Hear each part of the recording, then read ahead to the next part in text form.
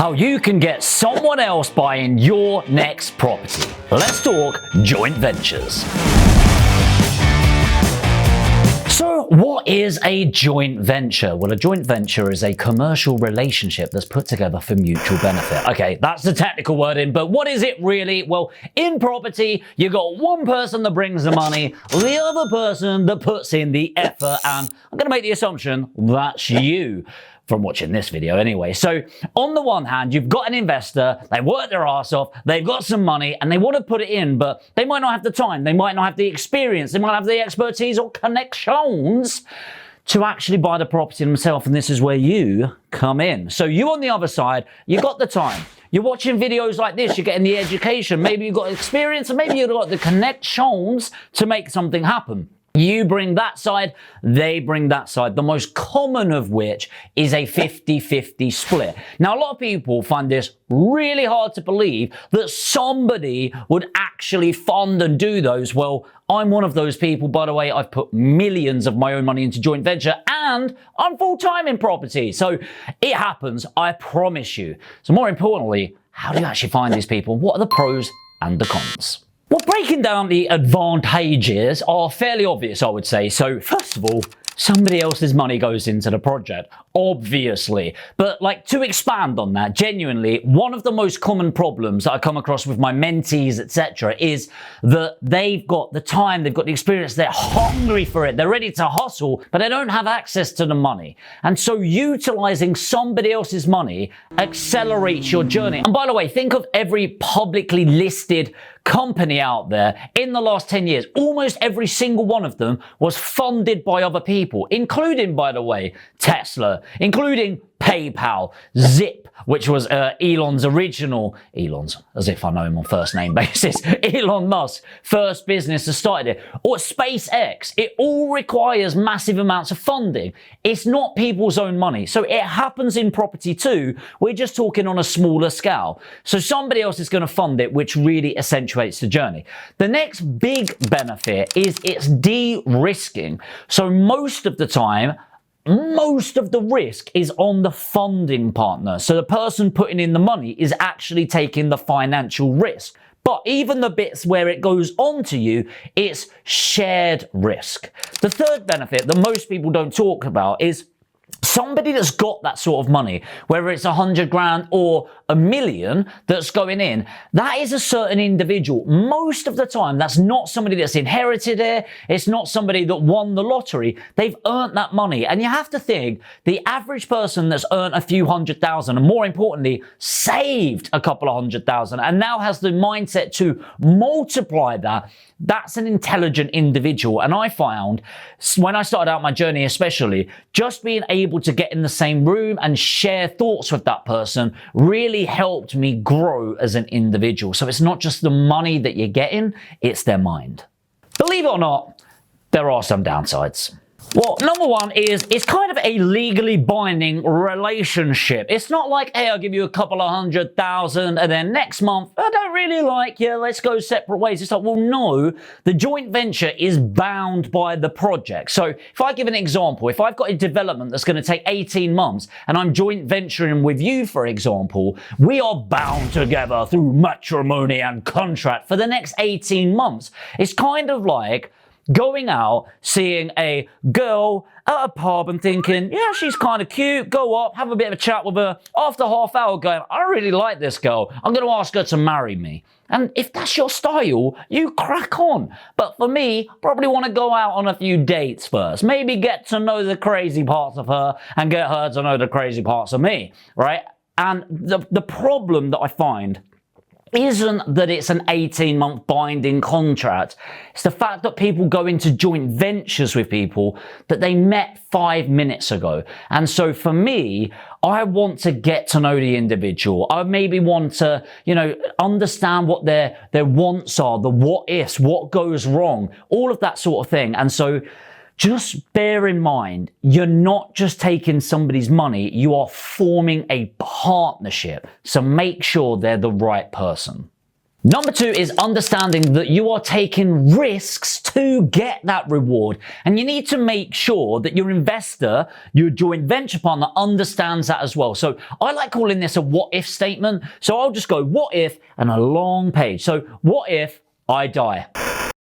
I know that's a bit of a morose one, but genuinely, if they're funding it and I die halfway through the project, something happens, what's going to happen to the project? What's going to happen to their money? It's a weird question to ask, but actually, you need to ask that. What if they die?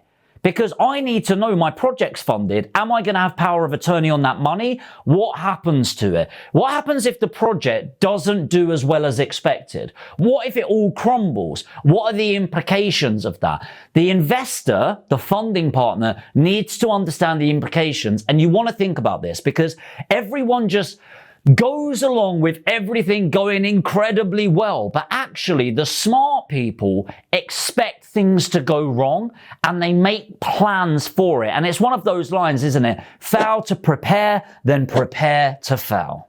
Number three, and the final risk that I can think of right now, is running out of money. So what we tend to do is as humans, we naturally assume everything will go to plan. The development is going to be 180,000 and not a penny more. But what happens if materials go up 10%, 20%? What if the sale price drops by 10%? What happens then? And the big one for me isn't so much if the price goes down 5-10%, because you will still make profit, you just make a bit less. But what about if costs genuinely went up £20,000? Well, the reason you're talking to a joint venture partner is you don't have the bloody money. But do they? And I often see it, especially with developments and the bigger projects, the amount of developers, and I'll give an example. I've had developers doing a £5 million project, and then they've come to me last minute going, I need to borrow 100,000 tomorrow because I can't get the money elsewhere. And then I come in, save the deal, make some decent money. But what if I couldn't step in for them? Make sure you understand as part of that what ifs. What if the project overruns? What if it goes over cost? What are the actions that you are going to take? So if I haven't scared you off the idea of a joint venture, there are a load of pros, but the question is, where are you finding these people? And the truth is, anywhere. And I mean anywhere. Like, you have to understand, it's something like 1 in 8 people in the UK are millionaires. That's crazy, right? Absolute crazy. Adults, that is, not including kids, funny enough.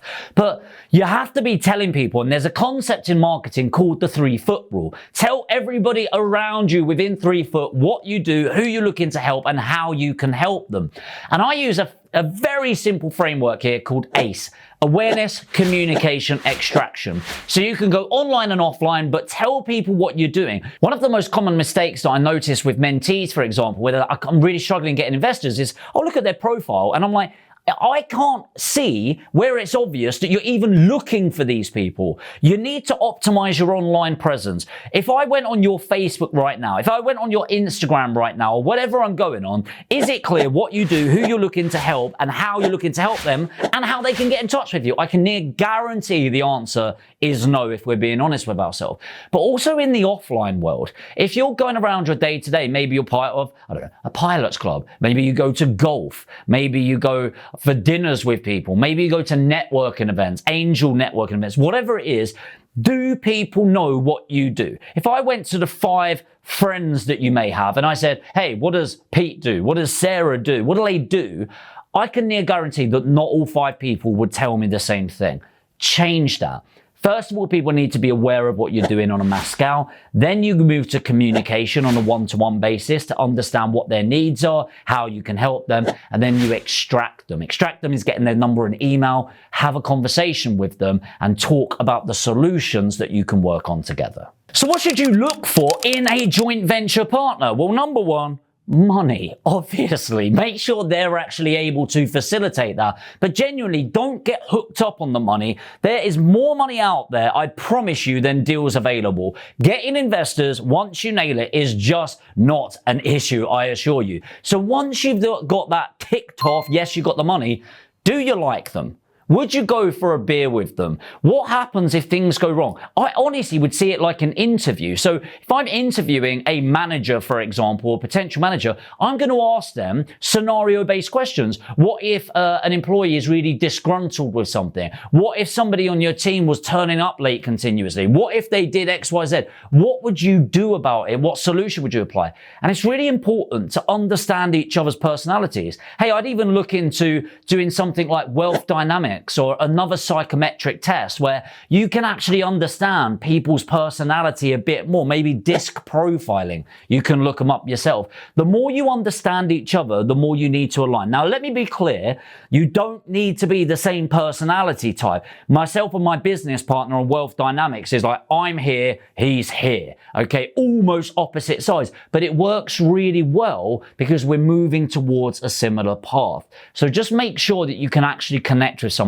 because getting money seems like the hard part right now, but it's not. You want to create relationships for the next 10, 20, 30 years. If you think somebody's an asshole, don't work with them just because they've got money. Don't sell your soul to the devil. So look, the reality is you have to do this in the right way. And what you don't want to do is put yourself in a place of scarcity. Realize how much money there is out there. There's so much money available. You don't even need a fraction of 0.1% at all. So take your time, be patient. And hey, if you're watching this and you're thinking, I need more education around this, then that's one of my companies, Aspire Education, where we actually help people find funding, build portfolios, trade on properties. And if you want to find out more on that and you want a free one-to-one strategy session, put education in the comments. We'll reply with a link and you can book in that free session. Hopefully you got value from this video. If you are new to the channel, you want to find out more about property investing and the finance around it,